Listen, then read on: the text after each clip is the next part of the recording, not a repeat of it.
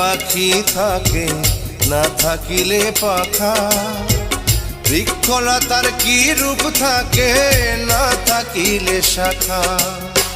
সূর্য ছাড়া চাঁদ